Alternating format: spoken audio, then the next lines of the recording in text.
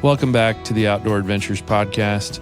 Today in the studio, I've got John Gaderos. What's going on? We got co-host extraordinaire Dylan Williams. Happy to be back. Happy New Year, gentlemen. It's 2024. First time back in the old podcast studio. How was your holidays? Go ahead, Johnny. Let's talk about your holiday. Yeah, it was good. Just spent some time with some family, and that's about it, really. Refresh the tank. Yeah. Dylan? It was all right. A lot of Christmases. Mm-hmm. You know, I got to juggle that with the families. Yeah. Hunted your Willamette tag a lot? Yeah. Other than that one day, the last podcast we did. Yeah. When we kept you up like 3 days in a row and didn't let you sleep? It took a lot of the wind out of my sails, I think. Yeah. Kind of ended it after that. Note to Taya, don't leave town. We don't let Dylan sleep when you're out of town. Yeah, I don't mind it. Hey, you know, there is a story. I wasn't going to dive right into this, but we probably should. Let's talk about your Carl's Jr. experience. Oh, my God. Yes. Yeah. Okay, so I think it was that next day after we stayed up, did the podcast, and then I went hunting with you. Yeah. I worked that night, and then that next morning, we were planning on going hunting after work, but I couldn't do it. I had to tell Sam, no, thank you. So I wake up, I fall asleep. As soon as I get home from work, I wake up at 1:30 p.m., 2 p.m., and I have green and red all over my hands, and I'm trying to tracing it around. It's going up my arms. It's on my chest. It's on my legs. It's on my blanket. And I'm so baffled as to what's going on. And so I checked my phone to see what time it was. And I see that I had a DoorDash notification from 30 minutes ago saying your order has arrived. So now I'm going, oh no, I got a problem. So I had no idea what the order was. I walked to the front door, opened it up. It was Carl's Jr., 2 bags of Carl's Jr. So I already know. I don't want to look at the bank account yet. Get back. I'm walking back to the living room, and I still haven't dove into what this blue and red, or this green and red stuff is. And I look on the ground, and there's just a trail of M&Ms leading me to the living room. And then I look back to the kitchen, and they continued from the cabinet through the kitchen, the dining room, into the living room, and stopped right by the couch. It's like a blood trail of M&Ms. Yeah. And then next thing you know, then I'm starting to feel something on my back, and I'm like, what is happening? I reach up there, and there's just this glob of chocolate stuck to my back, molded on there. And this is on just your back, not on the couch. Yeah, this is just the back. Mm. And it's probably a 4x4 circle of chocolate just jammed on. And I don't even like M&Ms also. Yeah. So this is a different thing. And also, I fell asleep in the bedroom. I have no idea how I ended up on the couch. I don't know when that happened. Don't know when I ordered food. And don't know when the M&Ms got brought in to play. So the moral of the story is you go 3 days without good sleep, and you're a different. You start DoorDashing in your sleep. Yeah. Tell us about the order, too. Yeah, so then I get to the couch. Also haven't cleaned anything up yet because I'm so messed up in my head that I'm like, well, I guess I'll eat this Carl's Jr. first. Well, it's still warm. You got to get to it. Well, it wasn't warm because it sat on the cold front porch for 30 minutes. That's true, yeah. Open up the first bag, just a plain old double cheeseburger, large onion rings, and then the second bag, I thought I was going to have like 40 items in here. Open up the second bag. It is a piece of chocolate cake from Carl's Jr. Didn't even know that was on the menu. I didn't. Yeah, I knew it was there. I never ventured that way. How was it? It was good enough to eat. I'll tell you that much. 3 days with no sleep, that chocolate cake looked amazing. And I got like something I wouldn't drink, I don't even know. I don't remember what the drink was. Strawberry mister? Yeah, so I hammered that stuff down real quick and then thought I probably should clean this up. Yeah. And then I looked at the couch and it was covered in chocolate. It's a good story, and it does lead us into some of our topics for today. So we're going to deviate a little bit from our normal podcasting. We'll see where the journey takes us. But I was having a conversation with one of my customers the other day, and she and her daughter had purchased a home about 3 years ago when interest rates were lower, prices were cheaper. And her daughter's a teacher here locally.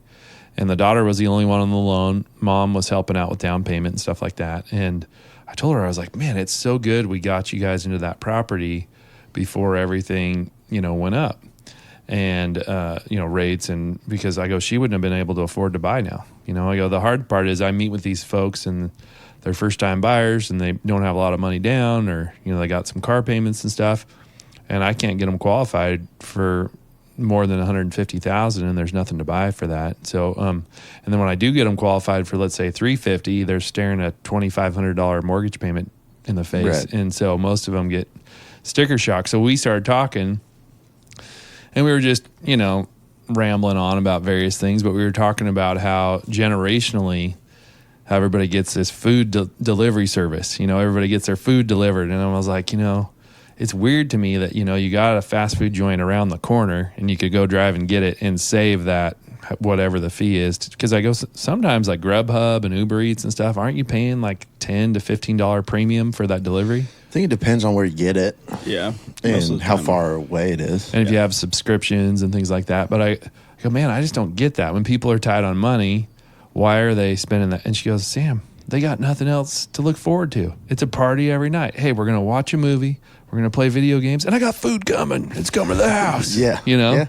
And I mean, it's kind of sad, but that's kind of where we've gone, from a affordability perspective, where it's like the only thing to look forward to is Uber Eats and Grubhub.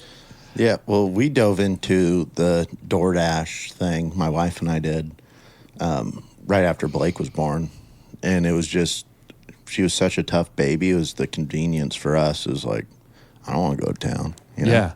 Well, and with fuel prices being as high as they've been too, it's like you start factoring that in. And you're like, okay, well, maybe this pencils.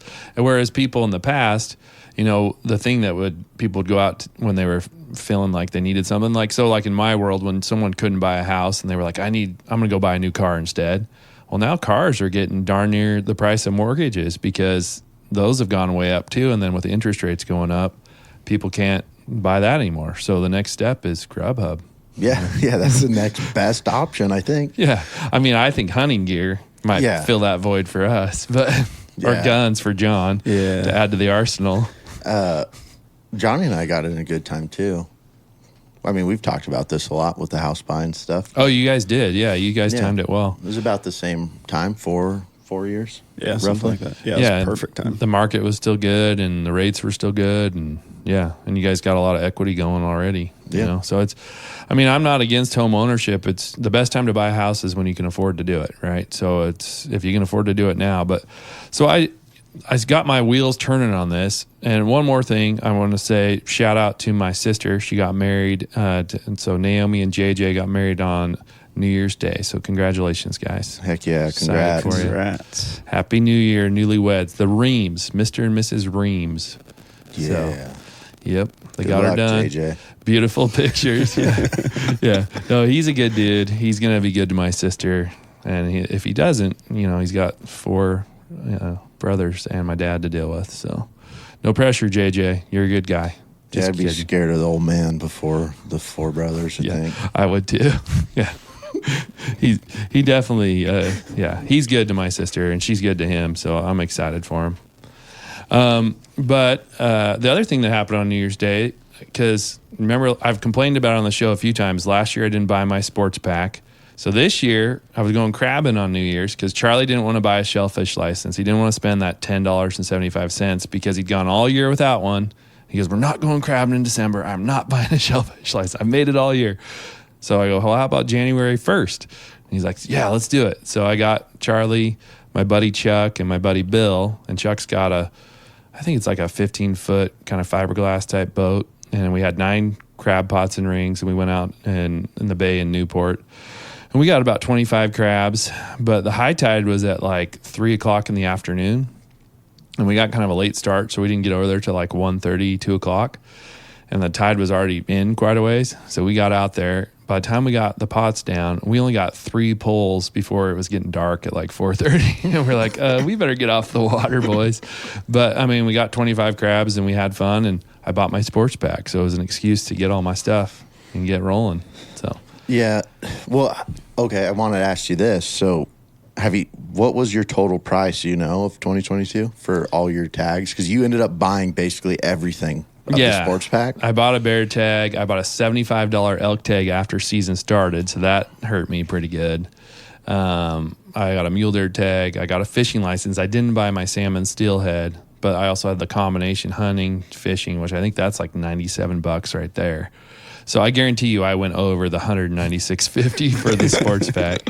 So yeah, I won't ever make that mistake again, Oh, that's so funny. Yeah, I thought I could do the a la carte and save $7, and yeah. Well, I just loved that when we were talking about it before season started, when you were buying your stuff, you're like, I never go bear hunting, blah, blah, blah. Fast forward 2 months. Yeah. I bought a bear tag. Yeah, exactly. I still got a report on that tag. I never hunted it. But speaking of ODFW, I noticed Kurt Melcher, the head of the ODFW, is retiring. So I might put in for that job. Yeah, you'll get it. I went in for city manager of Lebanon, and they turned me down hard. But I don't understand why, man. You're such a good fit. I didn't even get an interview. But you should have got it. Yeah, maybe running ODFW. That's like the next best thing, I think. Yeah, and I feel like I could be like, can I give tags to my friends? And that'll help me get the job for sure. Yeah. Yeah, my plan is literally just to abuse it and just give everybody I know tags. Yeah, I've seen a lot of these state guys that just do weird stuff. So I just want to hand out tags to a few. Can I have like 100 free tags for whoever? No, I think I could. I mean, I have a fish and wildlife degree. I could, we could do some 3-pointer better units like we've always talked about. New ideas. But anyway, back to how things are more difficult than they used to be. I pulled some stats, and I kind of tried to focus on Lynn County and not like national statistics. And so in 1993 in Lynn County, which is where we're at, the median income was $29,504 a year. And in 2022, median income around here was $67,265 a year. And so the price of a home, though, back in those days, so in the 90s, homes around here were selling for around $67,000. And in 2022, the median home price was $395,000. So from an affordability perspective, you look at that, that house is 6 times your annual salary today versus back then it was about 2 times. And that 2.5 times of your annual salary to purchase home like nationwide kind of held from like the 50s all the way through the 90s. And then something started changing, and I don't know, obviously there's a supply and demand component, but housing has just gone crazy and there's no solution to it. You guys are Gen Z. You were both born in the later 90s. I'm Gen X. I was born in 1979. And so I looked at just the populations. Everybody talks about boomers. And the boomers, there's 68.5 million baby boomers. There's 65 million Gen Xers like me. And then you got 72.25 millennials in the millions, 72 million millennials. And then your generation is 69.5 million people. Jeez. So it's a lot of people, right? And I mean, that's the global population is pretty crazy. Last year in 2022, there was 144 million homes available. So that's demand. If you look at it, my generation, and we'll just use round numbers. Let's say roughly each category is 70 million people.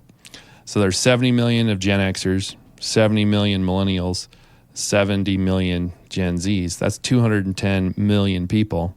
If they're all trying to buy houses and there's only 144 million available, then that's going to create that demand and it's going to push that housing up. And so that's created that affordability and almost, I won't say it deflated, but people are frustrated. And I think in our country, there's a lot of things that divide us, unfortunately, like this whole Republican, Democrat. Obviously, in my opinion, both sides are broken, and there's problems with both sides of, that two-party system isn't working other than to create division amongst Americans. And I always grew up with this ideal of, America is the greatest, and I'm proud to be an American. And I still am. I appreciate our veterans and all the things they do to keep us safe. And I feel blessed to be born in this country, and there's a lot of good things that we have to offer, but where are we going? And that's kind of what I wanted to talk about. And you guys both represent Gen Z. So how do you guys feel as just people growing up in this time? Like what does your future look like? I mean, does that weigh on you, or? It does, to a sense. Like, I'll give an example about the house stuff. So once we saw those prices raising for homes, we just got our house remodeled, and I went to you and Kyler, and I was like, hey, I mean, this is the time to sell it. Mm-hmm. And you gave me the advice of, okay, where are you going to go? Because with the money that you're going to get and the down payment you'll have, you'll get the exact same house for more money somewhere else. So like that alone is a little worrisome, that it's just like, you bought this one house, that's it, until you figure out something or you win the lottery, basically. Yeah, especially when you couple that with the rising interest rates. So like if, when you bought, rates were in that 3 to 5% range, and now they've been in that 6 to 8% range. And so if you were to sell, you'd make money, you'd have that down payment, maybe you could pay off something if you wanted to.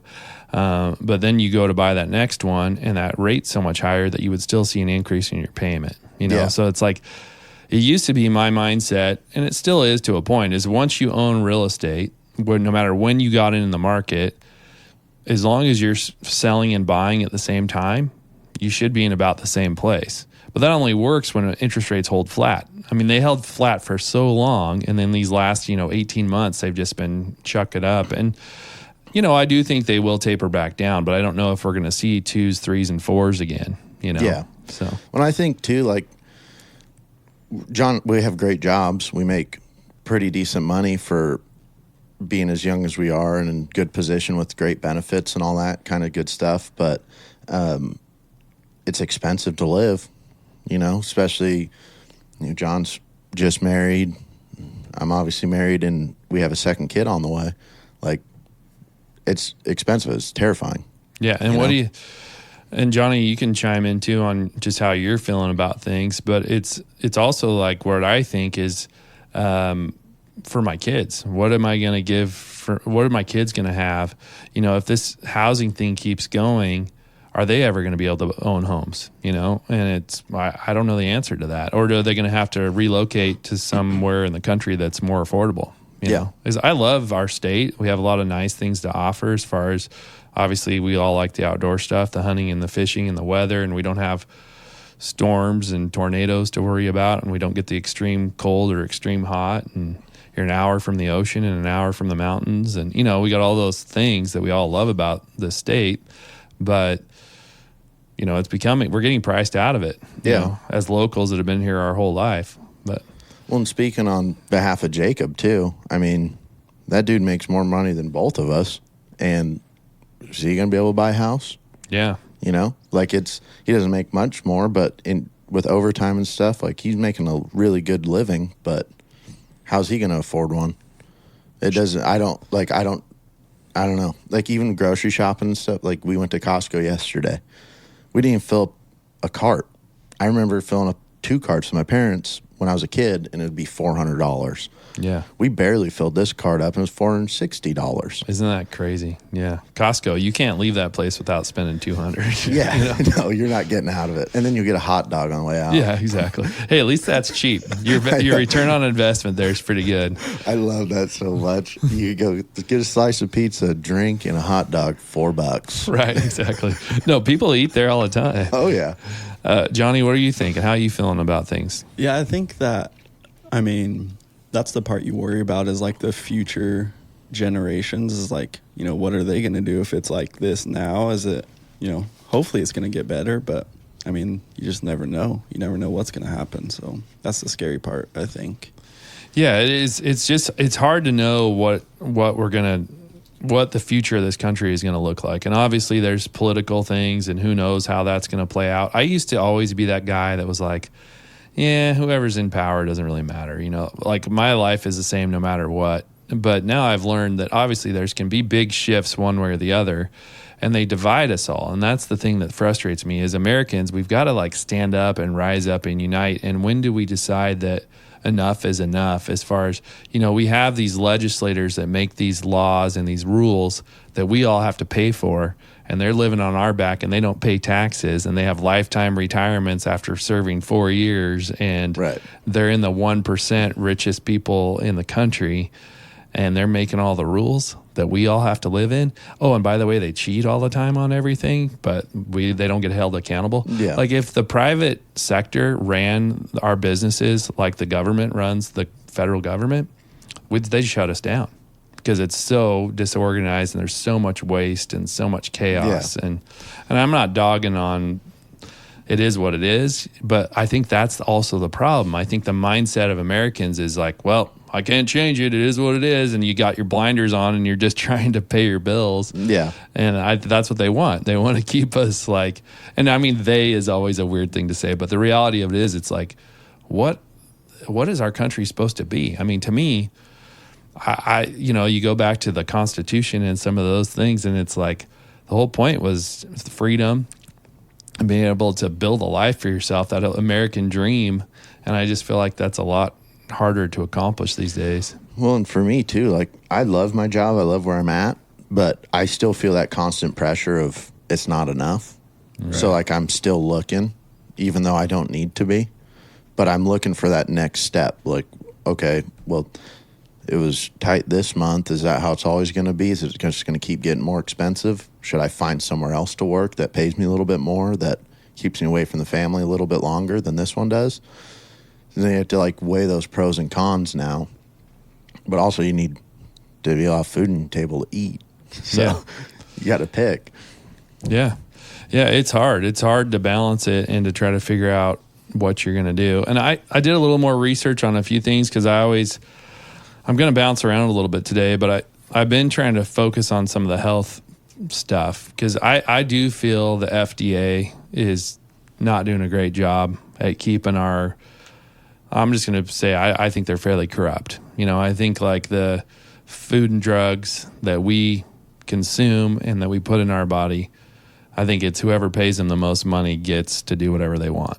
You know, and I don't think they regulate our food in a way to keep us safe, and I don't think they do that with drugs either. You look at the opioid crisis and all the other things that are happening in this country, and it's like you have to protect yourself from the people that are supposed to be protecting you.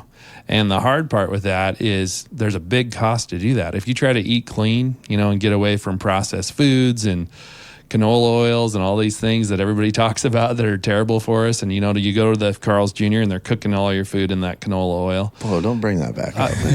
But I'm just saying, like, they do all this stuff that we just kind of accept. And granted, we like that stuff. Like, I mean, from a flavor perspective, everything tastes good, you know, but how much damage are we doing to our bodies? And I've been kind of, I won't say waking up to it, because my parents have been talking about it for years. My dad's always been a believer in like grounding, and mom's always talked about staying away from GMOs and processed foods, and you know. And I just think I'm trying to eat a little cleaner and just be a little healthier. And it's everything in moderation and that balance you're talking about. Like I'm still like when you're in a hurry and want to go buy a pizza or whatever, like you're gonna do that, you know. So, well, same tying into the hunting thing. This is our best way for us to eat clean and eat food that we process and we take care of. So that's the best part for us when it comes to the hunting thing. Like, you know what you're getting, you know the quality of that meat. Yeah, exactly. And you're controlling that food source. Or if you have your own garden, or you know, I think the more you can control, the better. But it's hard to do it on a scale to where it makes sense too. You know, like I've got these small amount of sheep, you know, and I finally ate some this year and it was delicious. I loved it. But the cost per pound on that is just astronomical. And the time allocation, you know. But Just one example too, if we compare the U.S. to Europe, Europe doesn't allow growth hormone. There's a drug called ractopamine. I don't even know if I'm saying that right, but it increases lean muscle in the animals, and that's allowed in the U.S., not allowed in Europe. Potassium bromate, which makes our baked goods whiter and makes them look bigger. That's what Dylan does. Yeah. Jeez. You just douse yourself with potassium bromate. Yeah. Yeah. Makes you look bigger, Yeah. though. I mean, you're more intimidating. That's what he meant. Yeah. And then As a bromonite compliment. vegetable oil. It's used to keep flavors from separating in beverages.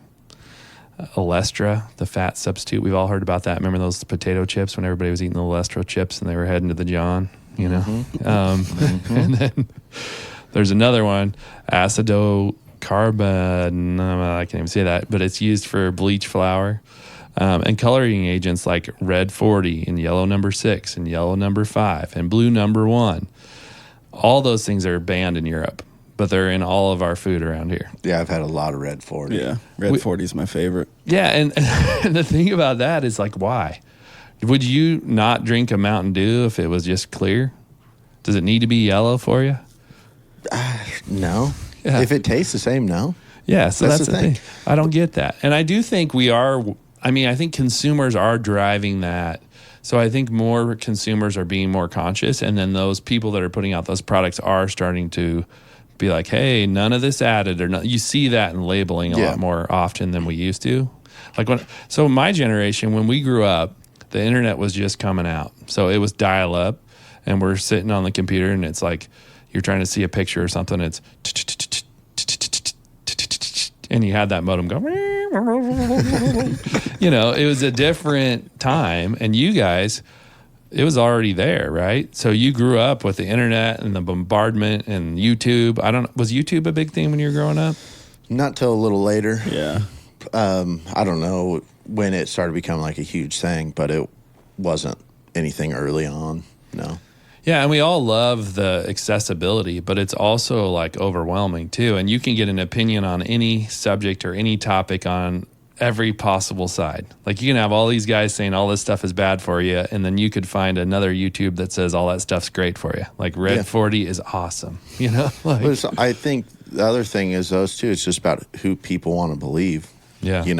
And whoever wins that battle has the most support is going to come out on which one, like what substance they can use, what substance they can't.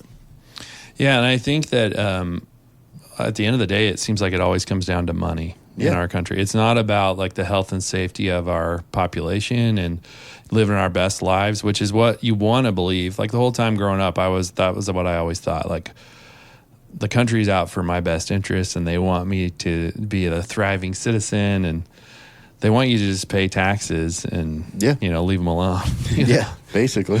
Yeah. Stay out of trouble. Yeah. And so it's a weird dynamic. And I don't know, my mind was just thinking about it, and I've been listening to other podcasters talk about this sort of stuff. And it's like, they're all so angry, and they're all typically on one side of the aisle, and they're yelling, and they're so fired up about it. And maybe I am too, but I think like it doesn't have to be so divisive. I think all people are people at the bottom line, and we all kind of want things to be better. Yeah. So it's just, how do we define better, I think, and people have different ideas of what that looks like. Yeah, I think they all, we all want the same thing. I mean, certain people will take a different route to get to that, same topic, but I think generally we all want the same kind of end game, I guess you could say. But Yeah. Well, it's also too, like, it's about how much work somebody's willing to put in order to be to where they need to be to be successful. Like a lot of people now, I think where internet is a poor thing is it's letting a lot of people escape from the work side of things and get into this mindset of, well, it's their fault. It's not my fault. It's their fault. This is so expensive. Yeah, and the blame game. Yeah, and all it takes is some hard work to get you to that next spot. Like you fill out a freaking job application and go work and then move up. Like that's all you have to do. Yeah, and I was watching a YouTube the other day where this guy was like, all you got to do is buy 10 rental properties before you turn 30. And yeah, maybe like whenever this guy's generation was, that was affordable because you could get in with a lot lower price point, a lot lower down payment. But the reality of it is people are just trying to be able to buy one, you know, let alone 10, you know? Yeah. And so God. and there's a lot of judgment between generations, and everyone wants to blame everybody for everything. And the reality of it is we're all a part of this in one way or another as consumers, you know, like, and I didn't pull any stats on like world hunger or anything like that, but you go to Vegas and you see these mountains of shrimp and mountains of crab. And I always think when I'm there, which isn't very often, how much of that stuff gets thrown away every day? You know, how much of that ends up in a dumpster? And maybe they do a really good job of recycling it into other things, and maybe they make dog food or cat food out of it, or who knows. But in my mind, I feel like there's so much waste in the way we allocate resources. Yeah. When we could be doing a lot better with it. Yeah. Well, back to the point too of, you know, using that internet as a source of, I'll just say, complaining about how things are going. Mm-hmm. What are you doing as a person to make it better each day? You know, like what are your steps in order to make something better? And it's not going to be on a wide scale. It's not going to be solving it in one day. It's going to take a lot of time, and you're going to have to get other people on board. But is complaining the right answer, just to have everybody else complain with you? Or is it better just to try to actually make the change on your own and doing what you can as a person each day and try to get more people to follow that same lead? Yeah, I like that. I like that. How do I plug into my community and make it better? Yeah. You know, what can I do as a citizen and an individual to make the lives of those around me and my own life better? Yeah. You know, how do I plug in? What things do I need to get passionate about? And we're all going to have different components, but if that was your mindset, imagine how much better things would be. Yeah, I think today's world, like in John and I's generation, struggle with having leaders. I think is the biggest thing. Like, you don't have very many people just standing up taking charge over something. It's always they're too worried that somebody's going to talk down to them or make fun of them for doing something. Like, if you're passionate about something, just go out and freaking do it and get it done. And you're saying leaders from within your generation, like nobody, or even leaders from older generations? Well, I think I'm just talking based off of our John and I's generation. I don't think there's a lot of people that are actually trying to lead in order to get something done right and successfully. Because you do get criticized. No matter what you do, if you're in leadership, someone's going to love it and someone's going to hate it. And someone's going to say, you should have done this different. And the few times that I've been in the position to lead, I was the president of our Rotary Club a couple of years ago.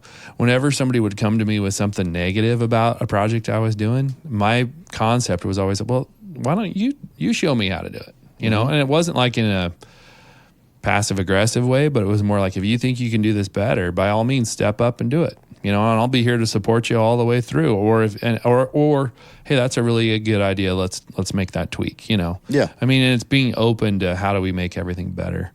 I always romanticize about like the 1950s for some reason. Like in my mind, really even 40s and 50s, like pre-world. It really probably has to be 40s, but pre-World War II kind of thing. Because like plastics really came into the market after World War II, and we've all heard all the things about how we're breathing in all this microplastic and how, you know, we've seen the oceans and all the mess that plastics have created. And so I was like, man, if we could go back in the time machine to pre-plastic, and, you know, you could buy the house, you could buy the car, and one income, you're smoking cigarettes like crazy in every building. Yeah. You know, but I mean, nothing was perfect, but I think it's odd how, like, you know, there were some things that were really bad in construction materials, like asbestos, that we all know gives us cancer and we stay away from. But these plastics and these food additives and stuff, we also know, but we're still just like, well, it is what it is, you know? Yeah. I don't know. And I'm not trying to be negative. I just wanted to have kind of a dialogue about this stuff. Well, I think, too, like what you're saying about the pre-World War II, that's, you know, and you brought up the cigarette thing. Nothing is perfect. And I think now there's a lot more of those alternatives that are not perfect than back then, that people have created and developed and made new things that are causing harder life for the common person. But I don't think that the country's ever going to be completely in the gutter. Everyone goes through a slump. I mean, you know, and it always happens. any country, any nation, a freaking Derek Jeter goes through a slump. Yeah. Right? Like they come out of it. It just happens. It's one of those things. And the other thing I think is, as a Christian, a lot of Christians have always said, hey, this is the end times. Like Jesus is coming soon. And they've been saying that for 2,000 years.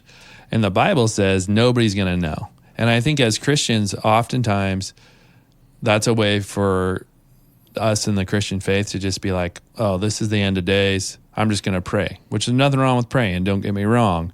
But the reality is then it's almost like a way for you to disengage and not do what we're talking about and get plugged in and try to make a difference where you can. And I'm not trying to dog on anybody, but I also think you have to have faith in one thing or another. So if you aren't a Christian, you're not saved, and you believe that the world got here with a big bang or whatever your beliefs are, that's taking faith, right? And if you believe in a creator and in, that Jesus came for all of us so that we could have a pathway to heaven, that takes faith too.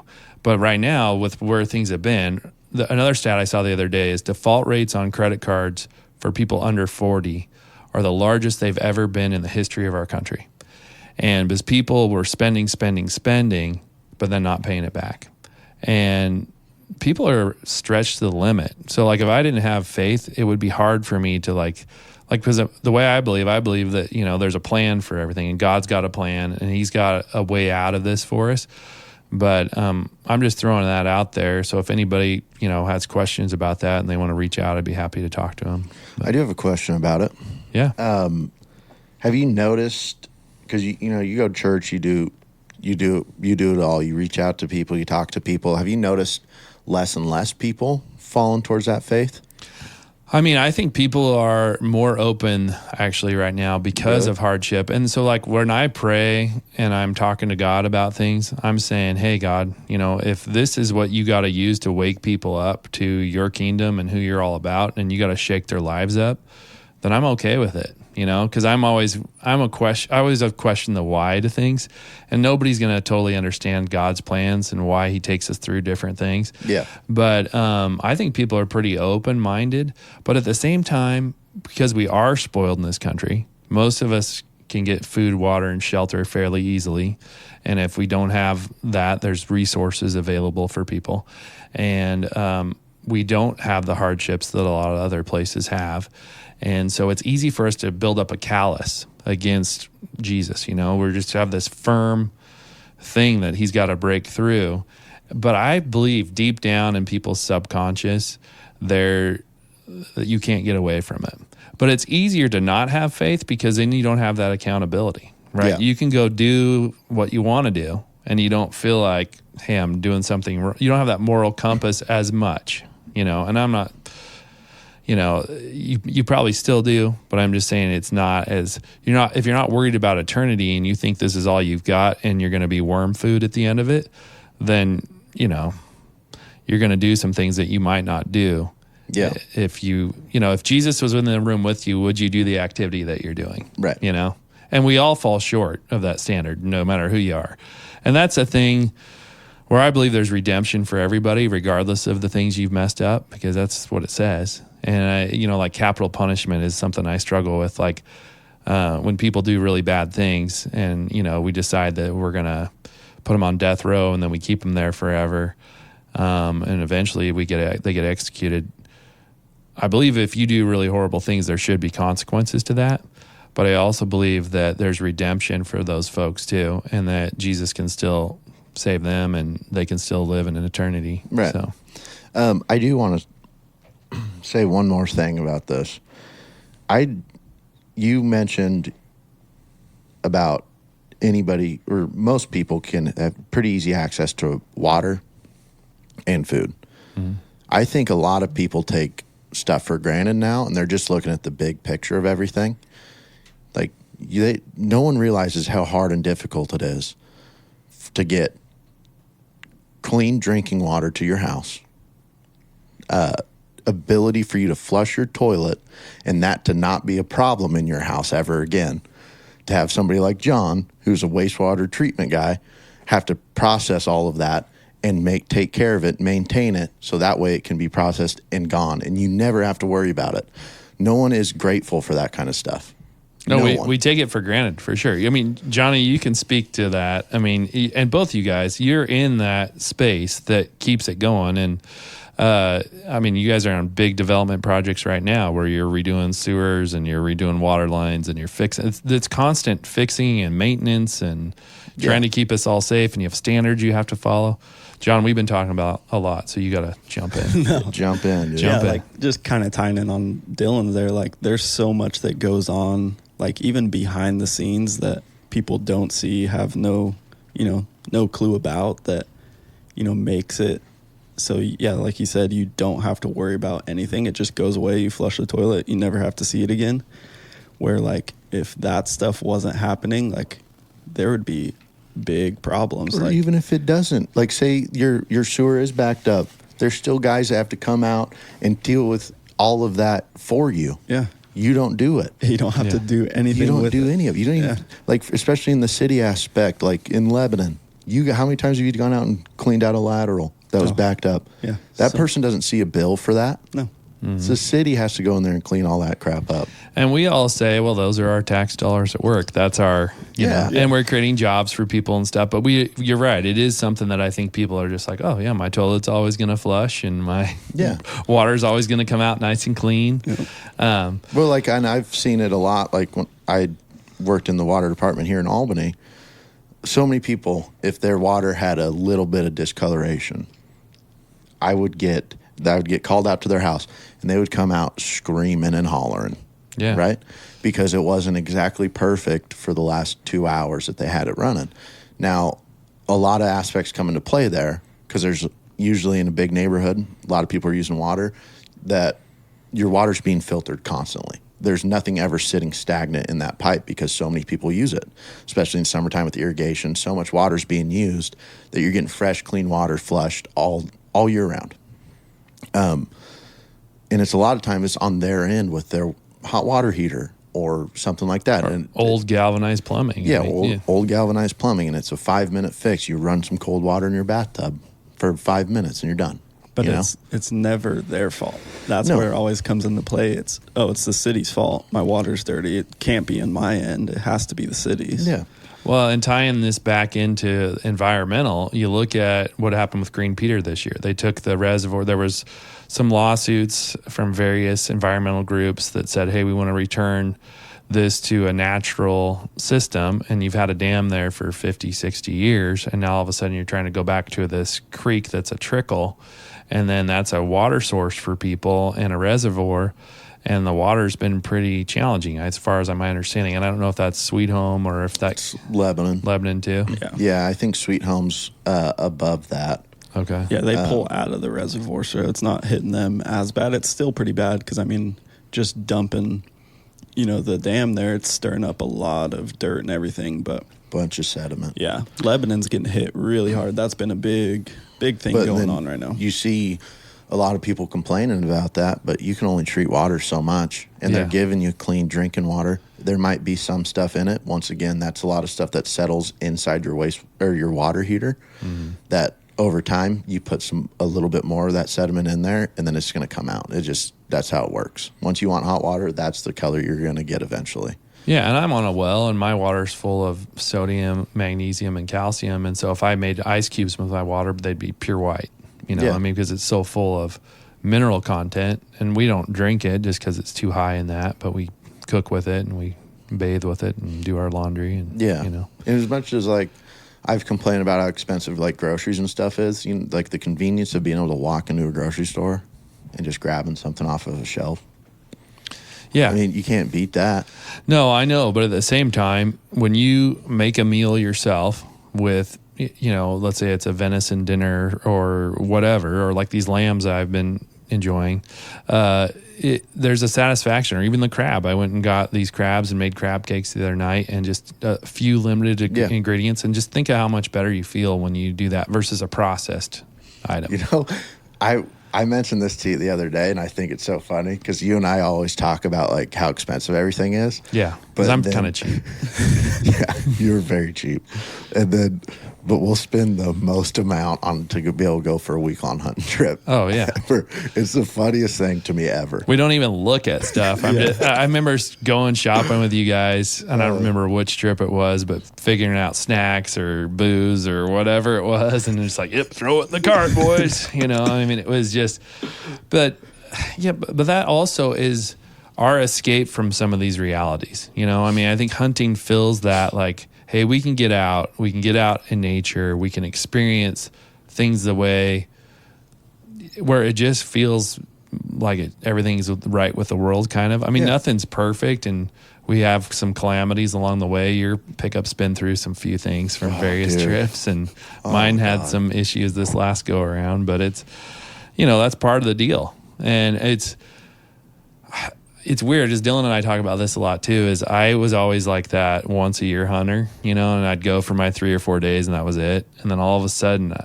I got bit by the hunting bug so bad that my wife's so tired of hearing it. I mean, we talk about this every time, but my wife's so tired of hearing about it, or me watching a video about something, or getting excited about a new piece of gear. I'm going on this Idaho trip for mule deer and elk, and I'm going to have a mule deer tag. There's 4 of us going, and so I'm worried about my gear, and then I'm worried about being in shape, and I'm worried about being cold. And so I'm slowly adding pieces here and there to prepare for this trip, but it's going to be fun. I have a couple other just challenging topics that I wanted to talk about, but before I go into that, I want to dive into just some more outdoor related stories that these are very obscure, and I know we're going to be dancing around a little bit today, but that's okay. We always dance. Yeah, we like to dance. We're just winging it. Oh, always. we did get our heads back, Sam. Can we talk about that? I've been so we did get our mule deer. The 3 mule deer we got over on our Eastern Oregon hunting trip this year. We got them European mounted this year, and the guy that was doing it for us, he was moving. He was in the process of moving, and he's done a blacktail for me before. He's done a few elk for Kyler, but anyway, I took him all 3 of our heads probably mid-October, I think. It was right after we got back. So it was first, second, third week of October, somewhere in there, and we just got them this week. Yeah, so it's nice to see. Yeah, we only wanted skulls, but our guy also does a board mount for some of his customers that he charges extra for, and he was so overwhelmed with the move and trying to crank out as many as he could that he ended up mounting all 3 of our heads on boards, which he didn't charge us the extra $100 he normally charges for that. But we compared Dylan's 3-point out of our unit to mine today, and they're pretty similar. His is definitely wider. Mine's maybe a little taller in some spots, but it's weird. It's still weirding me out. Like they look so similar, but also not at the same time. Yeah, genetically, we looked at Jake's buck versus Dylan's buck, and they got very similar. Yeah, it's got to be somewhere along the line.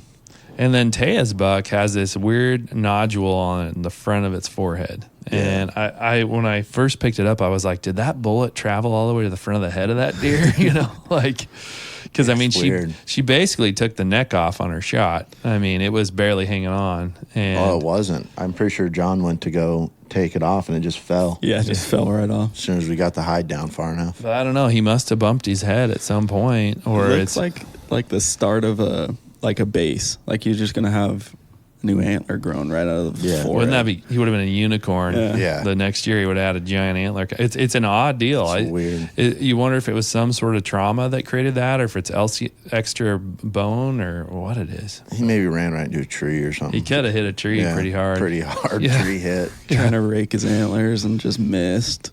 Yeah. We're all looking at these things, so that's why our audio's mixing. We're just checking them out. They're in here in the studio with us, but it's one of those things where I don't know. The European mounts I think are pretty stinking cool. I mean, just like seeing the different bone structure, and like I have my antelope on a European too, and just how the eye socket is so different. It's kind of, I think it's cool. We got 3 coming from you pretty soon. Yep. I'm so excited to see him. Oh my God, I'm so excited to see him. Yeah. So you got a lot of skulls going in the trophy room. Yep, my grandma's 3-point from this year. My dad's is like a 3x1. It got beat up pretty good, and then my grandma's forking horn from last year. Maybe. Yeah. Well, I think what'll be, we want to pack up all this equipment because it's super fun to do that just in general. Yep. And we're going to go, Dylan's parents' basement is the trophy room. And I don't know how many square feet it is, but it's a giant 2,200 for the basement alone. Yeah. Holy cow. It's this huge room, you know, and it's just full of heads and horns. And so we're going to bring one of my brother's big bucks, and we're going to bring some of my deer, and we're just going to do like a comparison day. And that'll be so fun. I think it'd be fun, and just kind of remember some of those animals, you know, and go through it, because we're not trophy hunters. I'm going to say I'm not a trophy hunter, but it's still cool. And like we all kind of, my wife calls it deer porn, so she will like see a nice buck out in the field and take a picture of it for me, you know. But it's like, you know, we do. I mean, there's something about antlers that is pretty cool. You know? Well, in that situation, too, because we have so many down there just from all the years. I love going down there and just, like, reliving those stories. Like, oh, I remember that. Yeah, like that snow buck. I always go back to that one because it was the first year I ever killed in the snow. Mm-hmm. And then, man, dragging it out was super easy, but it was pretty freaking cold day. Yeah. And we couldn't find it forever. I do want to ask you, though, about the European Moz. Did you ever get the face attached back? Half of it. That was all that was left. So yeah, she got shot. I saw that shot. Hers got. Well, he's trying to glue it back on for me. Yeah. That's a tough glue. So we could get it back in the trophy room in one piece. Yeah, it looks kind of cool that way, but it's difficult. Yeah, and I've seen a lot of European mounts now where they're not as focused on getting the skull all clean and painted white, where they're leaving them a little more natural looking, and then they put like a varnish over it to seal it in. I think that's kind of cool too. I've had a couple that, I mean, I've been doing them for quite a few years now, just like families and Dylan's families and kind of everybody's that wants it done just because it's fun to me. But there's some skulls that, like, after you get all the meat and everything off of, like, it has a cool, like, color and finish to it already that, like, you don't want it to be all white, you know. But yeah, I feel like more natural is the way I want mine to be. Yeah, you know, as natural as they can be. But so a couple other topics. I just bumped into this article. I mean, I don't know if you guys have seen this one, but so you might already know the answer. But how much do you think we spend per year in America on endangered species? $2 billion. Close. You say billion or million? Billion. I'll go $3 billion. 1.2 billion. So you guys overshot a little bit. To be honest, I'll be honest with you. I saw a 2 on it. Oh, so you saw the 1.2. I was peeking at that sheet when you picked it up. Cheating. So with that though, where do you think half of that money goes? Not to the animals. To Vegas casinos. So 2 different species of fish that we have around here. So it's salmon and steelhead. Wait, half of that goes half of that budget goes to salmon and steelhead for trying to keep them around. You know, it's the Endangered Species Act. Whereas this article talks about all the different species that are allocated funds, but you know, 50% of the budget goes to salmon and steelhead, and there is like this endangered snail on here. They only allocate like $100 a year to that one. Well, yeah, because that makes sense. Yeah, they're not going to go very far, I don't think. Yeah, I mean, like a lot of it goes to the big name species, like spotted owls still get a good chunk, and grizzly bears, manatees, right whales. Does it say anything about like what they use it for like salmon steelhead? Well, yeah, it says half of the money goes to recover 2 types of fish, salmon and steelhead trout running around the West Coast, basically, which is cool for us because we get to benefit directly from that. And I'm not judging this. I just happened to bump into this article. That snail I was talking about, it's the tiny Virginia fringed mountain snail. Yeah, I know that one. It had a couple of those. $100 spent on its behalf in 2020. Yeah, but what do they do to benefit? Like, what are they doing what's for? the benefit for the salmon and steelhead? I mean, I think a the lot of snail? it's habitat restoration. Yeah, the snail, they don't really elaborate. They just say it had $100. They just But- drop 100 on the ground and hopefully the snail finds Well, it. because we know that the green Peter, like we were just talking about, is for salmon and steelhead, That's supposed right? to be. For that run. Mm-hmm. But I feel like that's going to take a long time. But I don't know. I'm not a professional in this regard. I feel like rebuilding that and doing what they're doing it's going to take a long, long, long time to build anything back up.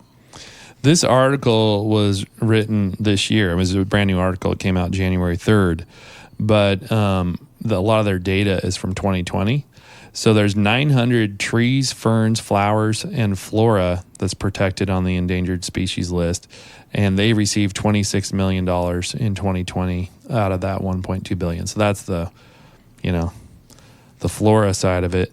They don't really dive into where that salmon and steelhead money is being spent. I mean, the article's drawing you in with, America spends $1.2 billion on the Endangered Species Act annually, and half of it goes to fish.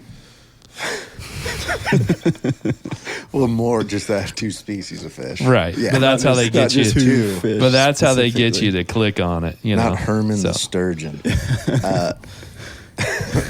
So there's but- 32. It says it includes $62.5 million to hire biologists to craft recovery plans to guide future conservation work, initially for 32 species. How much of, if you don't, it's fine. Something for you to look up for next time. How much money from hunters when you're buying these tags and putting in Gets go into allocated. conservation? Yeah, that's a good. The article's not going to talk about that, I don't think, but that's a great thing for us to look into. I think we just pay for the snail, probably. Yeah, we just I covered do. it. I put that on the thing. You can that please go to that Virginia Yeah. tiny snail? I'll put At least another. give them like $200 or something. Yeah, make it a little bit more. I That's need not- you to How look many up, snails Yeah, I are was there? gonna say I need you to look up the population of these. Okay, I'm going to snails. get back to you guys on the snail because that seems to be the piece of it that you're the most excited about. And I live to keep you guys happy. What's Yeah. the little thing on the front? What's that little Some guy? mole rat. Yeah, I don't know. Yeah, he's some sort of, let's see. That's the kangaroo rat. So this image from the U.S. Wildlife Service shows a Stevens kangaroo rat, as seen on a person's knee, held by the tail on October 16th, 2017. Oh, that's at the front of the article. Let's give them the other half. You know what I mean? He probably only gets $50. Yeah, who knows what that little guy gets. He's cute, though.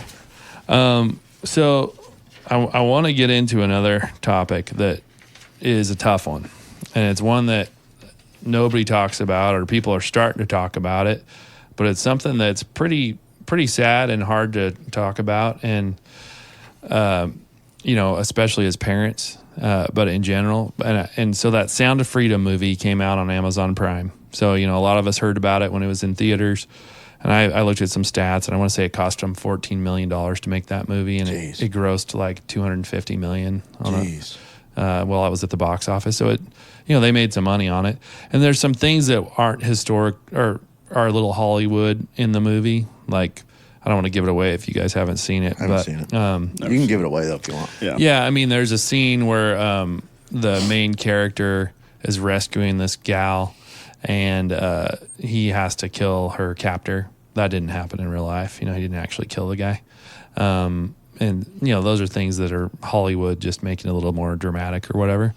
But The Sound of Freedom, and it's about child trafficking, which is obviously a horrible thing. And, and I know I'm a little bit dark today in the topics that we're talking about, but I feel like and I'm not saying we have enough influence to make a difference, but I think the more people that you can make aware of the things that are going on, it's again back to that we all have our blinders on and we're doing our thing, and this is happening in our own backyard, and globally. And so there's an estimated 27.6 million victims worldwide of human trafficking.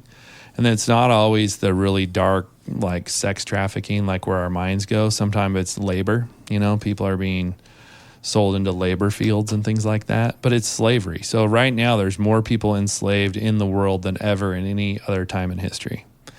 And, Wow. we watch a Sarah McLachlan commercial with a bunch of dogs in cages, and we all grab our wallets and start paying for that. But we don't talk about this stuff, and people don't.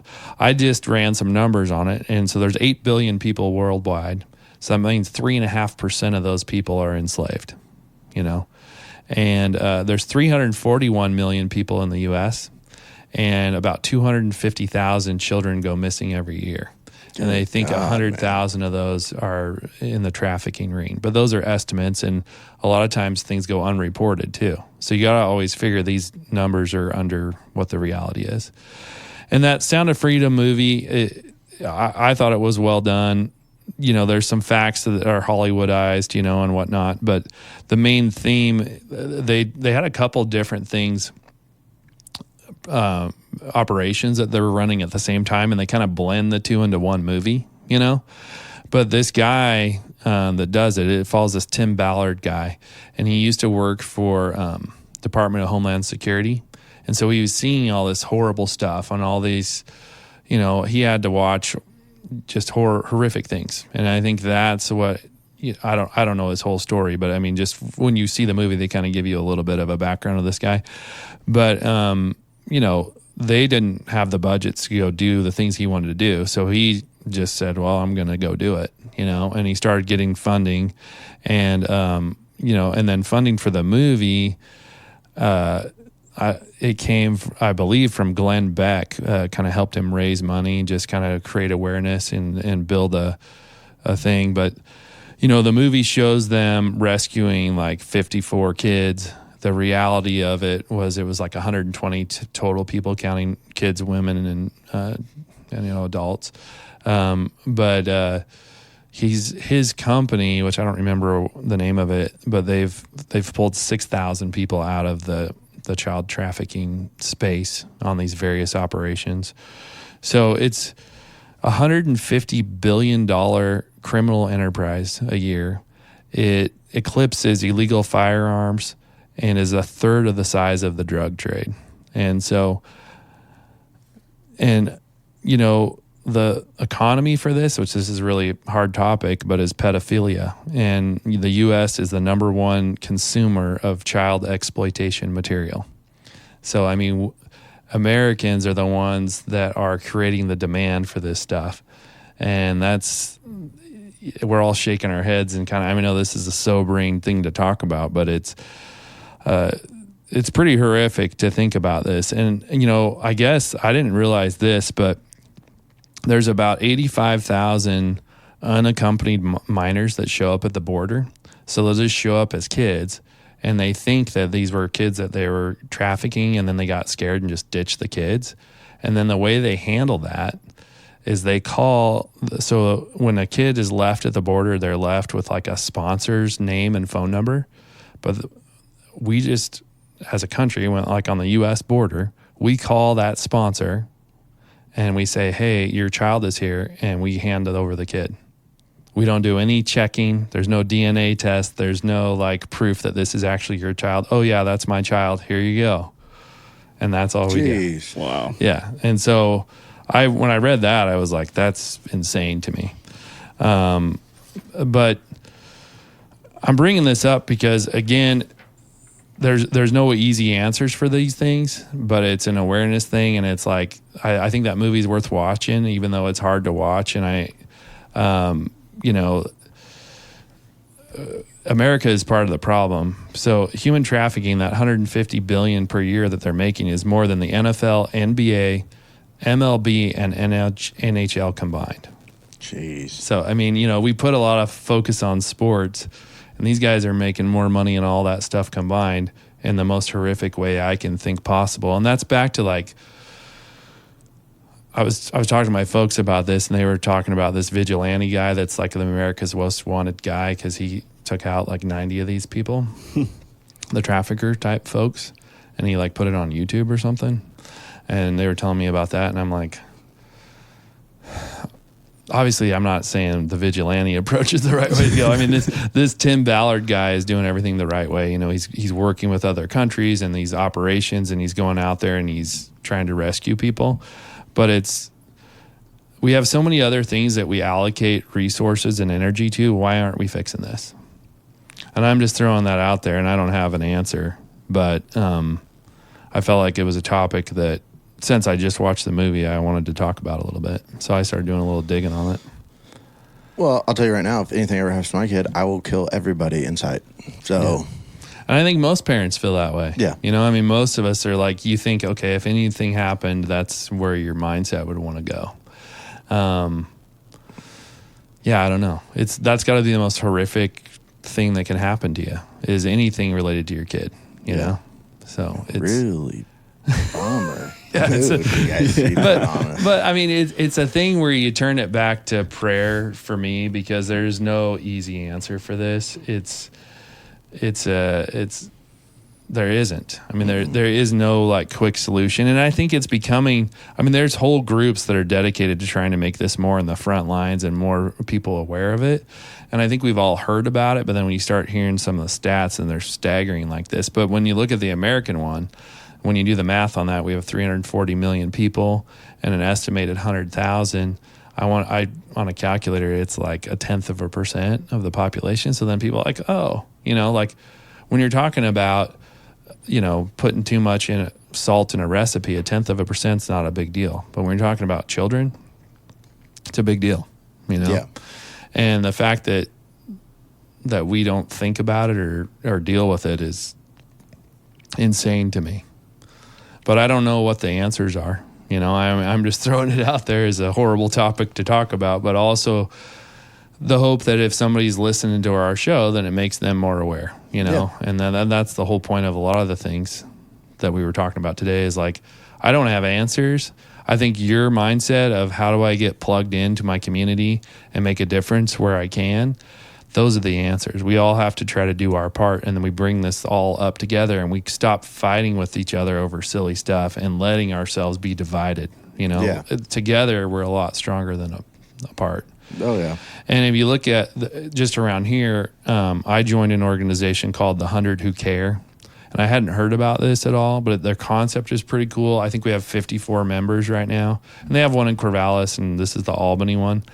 But essentially, each member gives $100 once a quarter.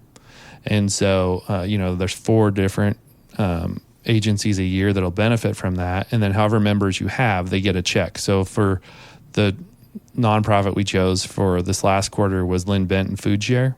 And there's 54 members right now. So that was $5,400 we were able to give to them.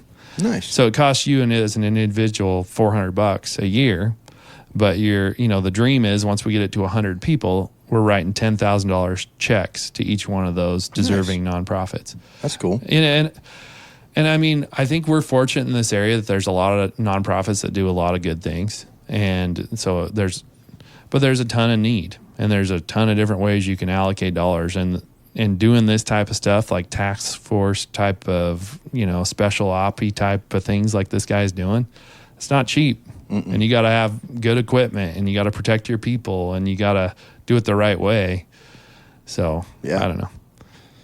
It's inspiring to see that people are standing up and making a difference. It's also sobering to see how big of a issue it is. Yeah. I'm going to totally change the subject. Yeah, you need to, because we can't keep dwelling in the dark, So back to the snail. Yeah. John's like, that snail topic was much more comfortable for me. Yesterday, I downloaded a solitaire game on my phone. Turns out it's a little bit of a gamble, a gambling type of thing, And I keep trying to delete my account, but it just keeps saying withdrawals in progress and won't let me. So it's just slowly draining your bank account, or? No, but I saw it took me to this thing, it said free $5 bonus, and it said deposit. I thought that was withdrawal when I first saw it.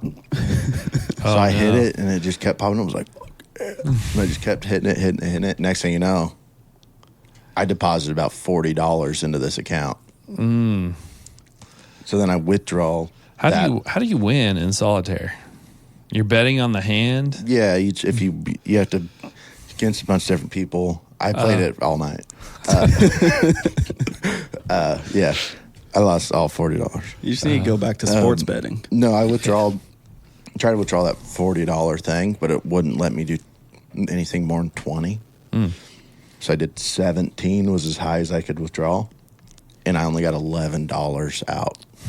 So you've been making some odd choices lately. Let's talk about these TikTok purchases.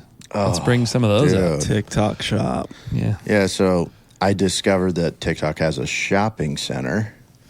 Go on there, I'm scrolling, and I got my wife some Christmas presents, but I'm the worst at it. I always give her Christmas presents in about, I don't know, August. Yeah. Yeah, I knew. And so then I was like, well, I got to get her something else so she can unwrap on Christmas.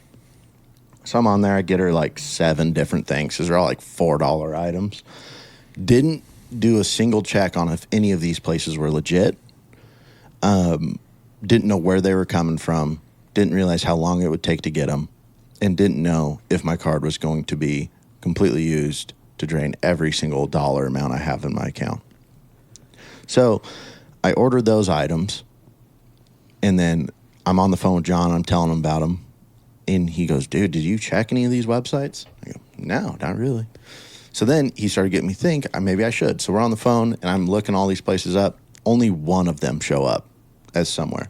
One of them was a Sweet Teas candy. If you guys are interested in a blue raspberry combo, they got it, okay? I go on their website, and it was a Muslim candy. Never heard of it. Thought I should give it a shot, That was the only one that I felt somewhat confident I was going to get my product at the end of the day. The other 5 items that I bought for my wife, no trace of a website show up. Nothing on Amazon, Etsy, Temu. I looked everywhere, and the only place I could find it was TikTok Shop. And have you had these products arrive yet? Yeah. Okay. But before I get even into that, yeah.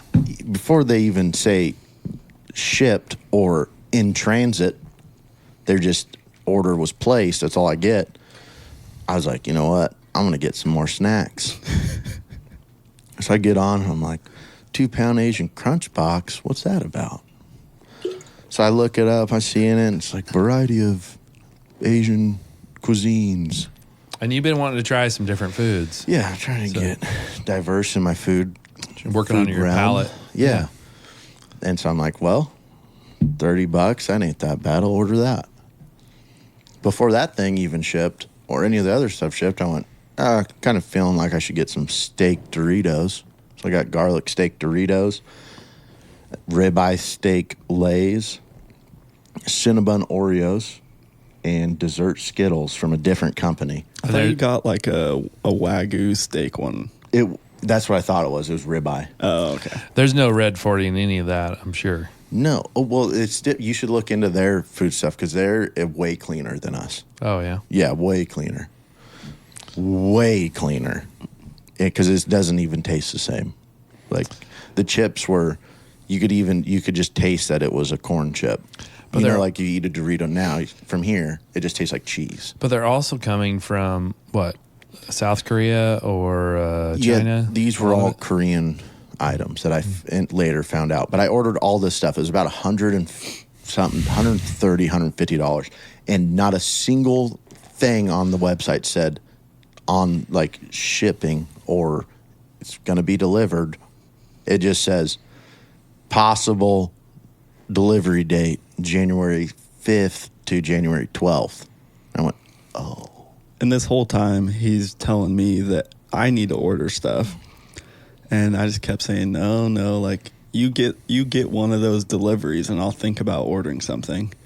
And then he finally got some stuff, so I was like, oh, okay, I guess I'll find some stuff. So I was laughing when he was telling me these stories, and I was like, we need to, when you get your next Asian snack box, we need to film you opening it because you know what's in there. It's a random surprise. It's like opening a box of sports cards, basically. And I'll tell you what, most of it was really good. Now, a couple items, they were not for human consumption. 100%. We need to do a Facebook Live on this. Yeah. The next time you get an Asian snack box. Yeah. We'll get Clyde in here. Yeah, Clyde. Yeah, buddy, that he got one too, right? He got a Turkish one. That was awful. It wasn't good, huh? No, but this one, it was sweet potato taro or taro, however you say it. And that, I'm pretty sure, was human waste. I'm not exactly sure, but I'm pretty sure. Well, I've had that in Hawaii, and it's real gummy, not real flavorful. It was used as a staple, like as just a starch, basically. It's like a just like a Fig Newton cookie. Yeah, but way less flavor. Like if you eat it in its raw form, it's just kind of like eating glue, I think. It's like if you had one of those purple, because it's kind of a purple color, if you just got one of those Elmer's purple glue sticks and just chewed on that, I think it's pretty similar. Well, the outside looked like sweet potato skin, like just the skin of a potato. And then inside was like this dark purple brown color. Yeah. But when you went to go tear that thing apart, it took every ounce of my strength to tear that thing apart. Because it was like you could pinch it down, but it just would not tear apart. And as soon as I put it in my mouth, I did a few dry heaves. Yeah, and you're a strong guy. You're not a weak guy. Sometimes I like to think so. Yeah, Until that moment, I think this thing is 1 inch around, maybe. I mean, when you had me up in the air that one time, I was like, this guy is stronger than I thought he was, Yeah. That was, and I thought you were stronger than that when I did That's why I'm hitting the gym for Yeah. this Idaho trip. I'm going to get ready. Because I'm telling you right now, your upper body, you look like one of those people at we're one of those one things, inflatable dudes at a used car dealership. That's what it just felt like. flopping in the wind. Yeah, but just way heavier. Like you put 70 pounds of sand on top of it. That's what your upper body just folded. Hey, on a serious note, we are going to be at the Sportsman Show here in Albany, which is coming up, I think, first weekend in February. It's either first or second. I think it's first because it's the week before the big one up in Portland. So something's ringing February 8th for some reason. I don't have. We'll get those exact dates. People at the Willamette Valley Sportsman Show. We're gonna have a booth. We're gonna have some fresh swag. Me and the boys just picked out some new hat designs this morning. So we're gonna have some hats, some sweatshirts and t-shirts available, some stickers. We're just gonna be hanging out and with other outdoorsmen and having a good time. So, and if you're real nice, you can get a picture with Sam. Autographed. Oh man, yeah. That's going to bring them in. They're going to be excited about that one. Yeah, and you can have this bracelet. Oh, yeah. So I did, Cam Haynes has had his promo for the Raptor truck he's giving away, and he's also giving you a cooler with $10,000 cash so you can pay the taxes on the Raptor, which is kind of a cool idea. That is cool. You use that because you can give anybody $18,000 a year without it being a taxable event. So he's giving away $10K in a cooler with this, I don't know, $80,000 pickup, and then whatever tax you got to pay on that 10 grand's helping you pay the tax man. And so to get entered in for that drawing, you click, he has Facebook ads and Instagram ads, and you click on it, and then it takes you to a website that says for 70 entries, you got to buy this $14 thing. And that was the cheapest entry point. Because I'm one of those guys when it comes to raffles or even a Powerball ticket, your odds are the same no matter how many you buy. Realistically, that one of them's going to hit. And I know a statistician could tell me what it really is, but I figure I'm not going to throw a lot of money at a raffle. It's just probably not a good use of dollars. So I spent the $14. I got in on his contest. I think he's waiting a little bit for like the mail-in entries and stuff to all come in because it ended with the beginning of the year. But Dylan's rocking, what does it say on it? Nobody cares, work harder, and keep hammering. Yeah, and then we also got a sticker that says, I'll stop hammering when I'm dead. And we put that on one of our gun boxes here in the studio. Yeah, something to live by. Yeah. I mean, hey, Cam Haynes, he's doing a lot of things and is working for him. So I don't think I could carry that rock up the hill like he does very easily. But can I substitute that for a stuffy? Yeah. Like one of those plush marshmallows? Also get a ride to the top? Yeah. Do we have to run it or? And he's a cold plunge guy too, so I've seen him cold plunging too. I've never done that yet. So we did it. Did we? In a river? Remember Carmen? Oh yeah, that was right. Yeah.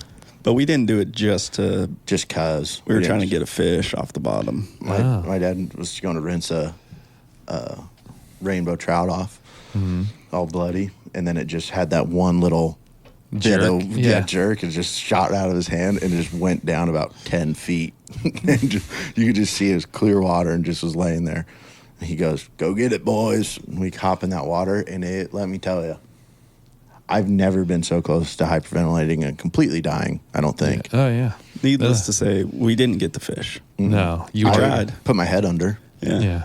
I've done a few of those things with that ice cold water, and it's that when your head goes under, the effects on your brain are different. Yeah.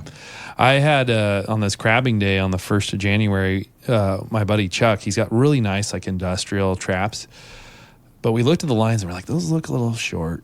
And that we got the first pull, but then we were in a little deeper water, and we were about 40 feet of water. We throw his trap off, and Charlie goes, "It's sinking," and it was about 3 feet under, and we could see the buoys. And we circled back, and we could see him, and then he's driving the boat towards it. And we couldn't see him. And so we kept circling back there and trying to find it, but we never recovered the trap. Yeah. So it's still on the bottom. We're going to have to go at low tide. And we were talking about making a trip over there, but we're going to be over there in, I don't know, a week or two. So Yeah, I'm sure it'll be there. People don't mess with other people's crab stuff generally. Unless I'm it sure gets it'll still be there. unless it gets caught in like somebody's prop or something. But Yeah, that would not be cool for them. yeah, well, hopefully luckily, it'll have his name on it, so you don't have to worry. it's about got it his too much. name on Yeah. it. It's got it doesn't have his phone number on it, unfortunately. But yeah, anyway, that was sort of a bummer. Yeah. Well, all I know is I need to get out of this gambling thing.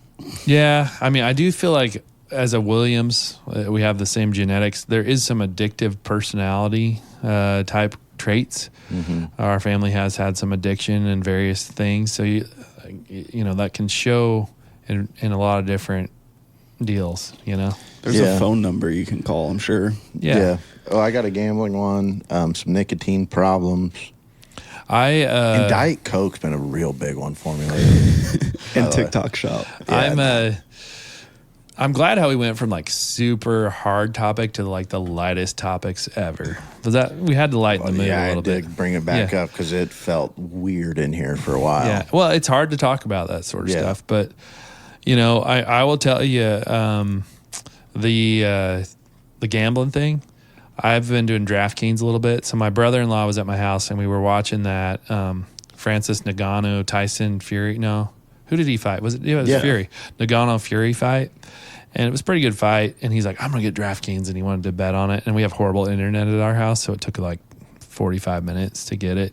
And then so I'm like, well, if you're going to do it, I'm going to do it. You know, now they're like, hey, if you place a bet, you'll get so much in free money or whatever. Well, then I started going back to my roots, which is parlays beating the spread on NFL games.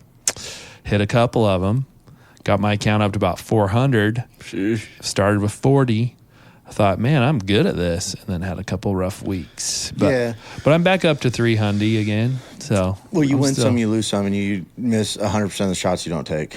Yeah, we were big on the DraftKings for quite a while. We did a lot of golf betting though. which is crazy to me, golf betting. I don't even, because I just don't know that space. We don't either, but we were doing pretty good. It was fun. And at least you brought up golf again on a podcast, Yeah, well, which it's is been a long time Yeah. since we've done it. Yeah, I'll tell you, the NFL spreads, I've bet on those since I was old enough to bet. So in Oregon, we used to have an Oregon sports book that you could go pick a three. And my buddy TJ, we worked at a sports card shop together. And so we're like 18 to 22, somewhere in that range, right here in the mall across the street. He would come in and we'd pick our tickets for the week, and then we'd always bet $10 and you could win 50, if you hit 3 games. So the 3-game parlay has always got a sweet spot in my heart, And the Ravens have not been letting me down this year. They've been crushing. So I'm not a Ravens fan, but I just know they're going to win. Yeah, money's money. Yep, it's fun. Well, it's always good to hang out with you guys. I know we talked about some stuff that weren't easy to talk about, so I appreciate you guys going through that with me. I told you this one was going to be a little different feel. We kind of steered away from all the fun stuff we normally talk about, but I liked it. Yeah, it was fun to just get your opinions on some things too. And we got a couple generations represented, Gen X and Gen Z. Yeah. And then we found out my kids and Dylan's kid are in the Alpha generation. That's the new one they're labeling people with, is Generation Alpha. And so they're starting all over. Yeah. So we'll see what those kids can do. I mean, they're only, I think, 9 years into that generation label. So if you guys, I noticed when I looked at the generation chart, it's 15-year gaps. So every 15 years, they label a new generation.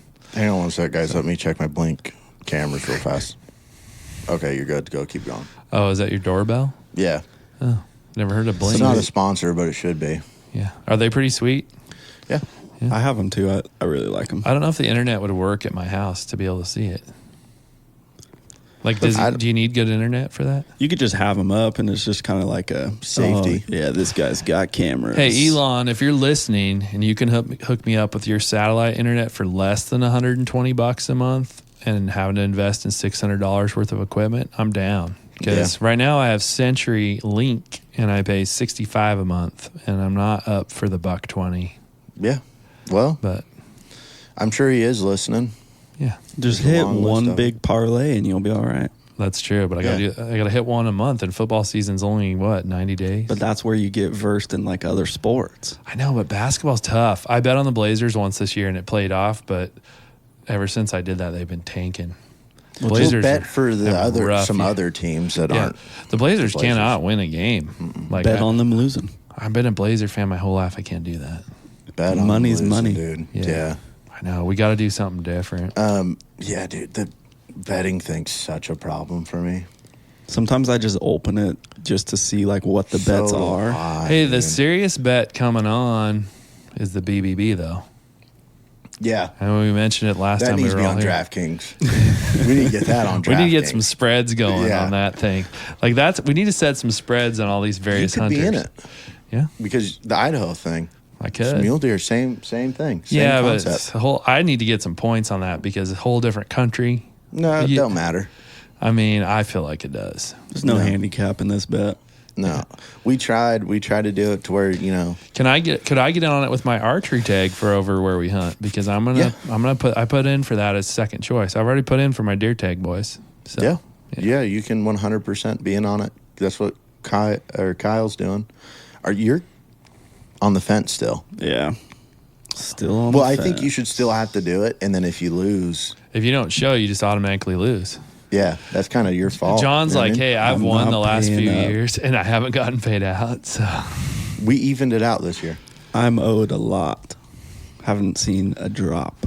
Yeah, well, it'll change. We never had a contract like this before. I spent a lot of time on it too. It's getting serious, Johnny. And he still hasn't typed it up. There's no contract until it's signed. You have it handwritten? Yeah, it's just handwritten. I'll type it up for you. I gave it to my dad. He said, I'll do it. Dude. If he doesn't want to do it, I type for a living. That's what I do. I'll just send you some pictures of it. Have you kind of follow it. Yeah. I like but the only thing is that's going to be tough. Like when you have to jog the mile if you don't pay up on day of departure. So say you go over there and you hunt for however long you're over there with your tag. And you don't kill one. Do you start jogging? Do you jog or do you wait until ours is over and then pay us up our booze after you lose? It's a quandary. Because you have to be paid up by the time we leave. That's the only problem. Yeah, I don't know. That's a good thought. And if I would think I'll throw my hat in the ring on the Oregon archery, deal, not on the Idaho, probably. I'd let you do both. But see, the Idaho could jog 2 miles. The Idaho season's a couple of weeks later.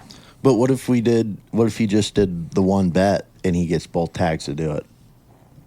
Because we've seen him shoot a bow, you know what I mean? Yeah. And a rifle. Yeah, that's another good. Yeah, you got to throw that in. Hey, my rifle's going to be dialed this year. That's what you said last year, too. I know. And then thank God for John coaching me. You were a little right. Go about a half a deer length left and shoot again. Hey, we got it done. And it was a good shot. He's mounted on a board in my office. So it was a good shot. I can't believe it just stood there. Well, I think it was so far to the right. It was just like, whoa, that was and a we were B. And we were freaking 300 feet above him. Yeah. Like he had no idea where it was coming. Yeah. That was a neat hunt for me. And then Johnny sent me pictures of him alive on the hoof that I didn't post when he posted the first one, but those are kind of cool too. Yeah. And when I look at the pictures of him alive, there's no way I'm not shooting that deer. But Would you pass on them now? only because I want to get something bigger, and I'm going to be 50 the next time I have that rifle tag. So Yeah, well, that's another thing. For my 50th birthday, I want to get a big one. Yeah, but do you think you'd have that self-control for either of those 3 points in your office right now? No, I'd be in. I want to say yes right now, but in the moment, I don't know. I mean, those are good bucks. Those are shooter bucks in my mind, but I just know we saw some bigger ones. You know, like we saw quite a few bigger ones, and it's like if I can hold out and be patient and still have a tag in my pocket, like that. Could have got Blade reincarnated with your dad that day. Could have got that big buck with Taya that day. Couldn't have got that one we went after with Jake because we never saw him again. Mm-hmm. You know, but I knew he was out there. I think we were one ridge short of that one. Yeah. I think we had to go one more, and he would have been there.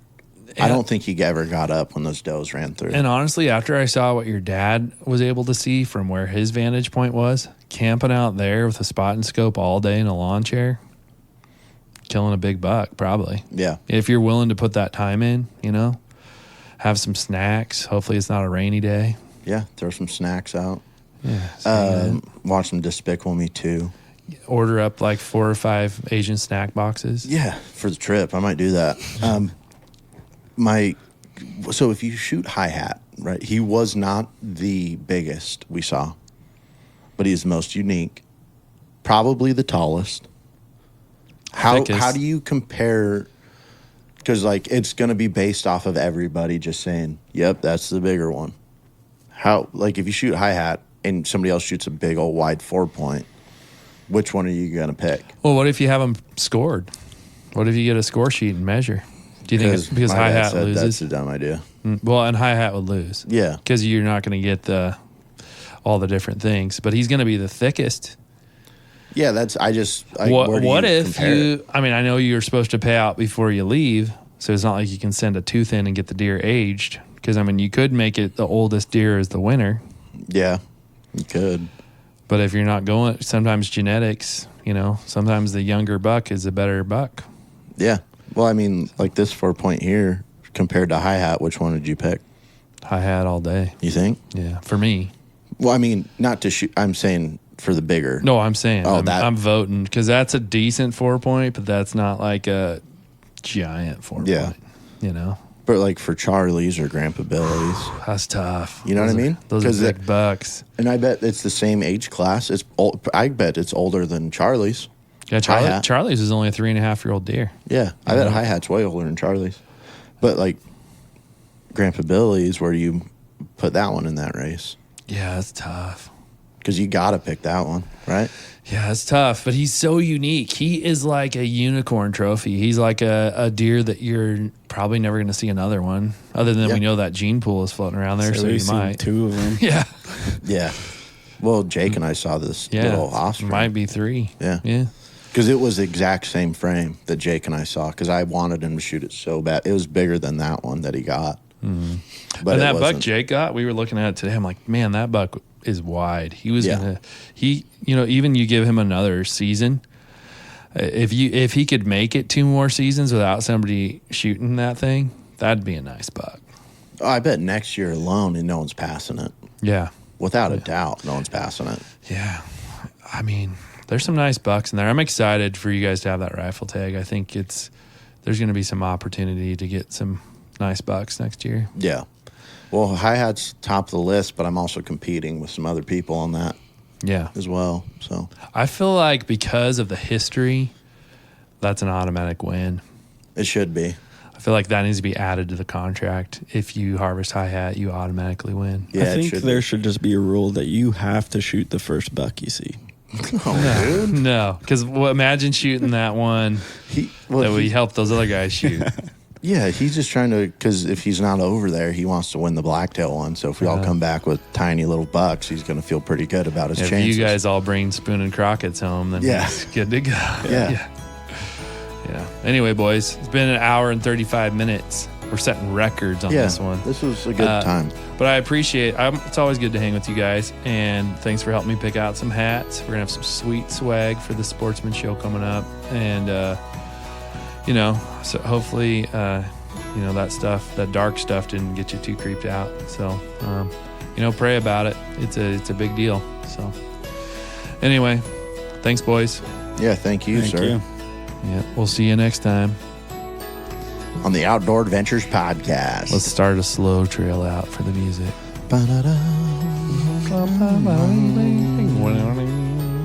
John, you gotta get John. Let's hear your vocals over there, buddy. Oh, he just does the slow rub on the microphone. Yeah. That's so creepy. Yeah, it's a creepy sound. You might as well just go. This is John. Dan, you're gonna love the trail out on this one, buddy. Good luck, man.